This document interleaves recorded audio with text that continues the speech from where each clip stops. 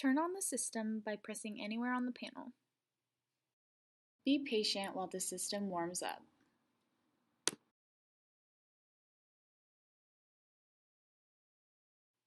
When the system is fully booted up, the panel will show you the home screen, also referred to and labeled as Lectern.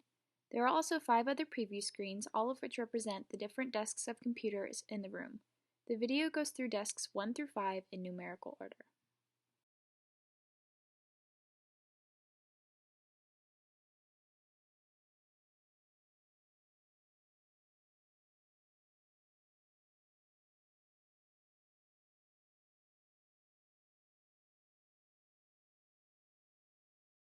The first source is the desktop. The desktop is the computer that is already located in the room.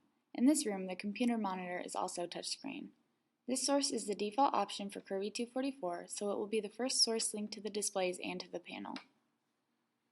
The second source is the DVD Blu-ray player. This system will play any DVD or Blu-rays that you have.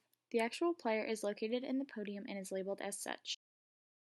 To access the DVD Blu-ray player remote, go to the right side of the panel and locate the 3 dots on the panel's edge. Swipe the dots to the left to access the different remotes. Just ensure that you are selecting the DVD Blu-ray player remote, rather than the Apple TV remote. The next option on the panel is Apple TV. Apple TV is for users with iOS devices. This will display all that happens on your iOS device. This can be selected through Apple AirPlay. Apple TV can also be used to access other video applications and can be controlled with the same remote that you use for the DVD Blu-ray player.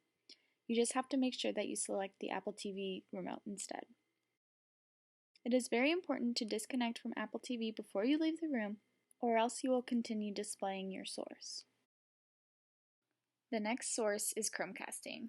Chromecasting is most commonly used with Android phones and products, but it can be accessed through iOS devices also. To use Chromecast, you must download the app Google Home onto your phone. Through Google Home, you can display all that is on your phone. In this example, we are doing a side-by-side comparison of what the display will look like on your phone and also on the panel. It is important to note that you must disconnect your phone before you leave the room to ensure that you're no longer broadcasting. The last option on the control panel is the laptop option. If you'd like to connect your laptop to the display source, you must either have an HDMI connection on your laptop or you must use an adapter. Mac computers will use the Thunderbolt adapter connected to the HDMI cable. Windows machines can either use the HDMI cable or the DisplayPort adapter. Both adapters are labeled for the machine which they are compatible with. An interesting feature in Kirby 244 is that you can view students' screens while they are using them. All you have to do is go to the desk that they're sitting at and select their computer. A green bar underneath the computer means that computer is in use. Each machine is physically labeled. Please ask students for their machine label to identify their location. In this example, the student is sitting at Desk 1, PC 1. As you can see, this student is on Pinterest. This image is only available to you until you select to send it to all sources. You can send the student's desktop to all displays by pressing Send to All.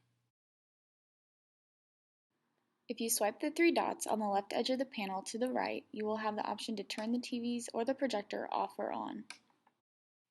The volume control is in the upper right-hand corner. You can toggle the volume up and down using the plus and minus signs, or you can use the audio mute. It is important to note that there are no microphones in Kirby 244. The power button is located on the top left side of the panel.